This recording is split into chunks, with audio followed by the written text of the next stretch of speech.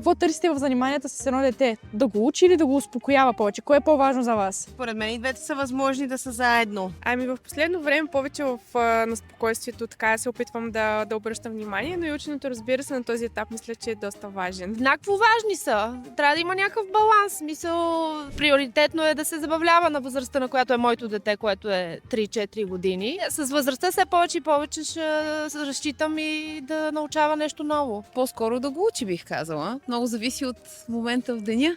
Тъй като нашето момче преди лягане трябва задължително да правим някакви неща, които са по-спокойни, четем книжки, играем с някакви блокчета, докато през останалото време се занимаваме с играчки, книжки и въобще занимания, които да го развиват и ментално, и физически. Гледам така повече да развивам финната моторика, било то пластелин, рисуване или пък продължаване на някакви непрекъснати линейки и така нататък. Това е основното, което в момента се сещам. Страхотно, много ме радва да го чуя, защото ние сме създатели на детски книжки Джамбълджи, които правят точно това, развиват фината моторика в едно дете, точно по този начин, който ви описахте с чертички.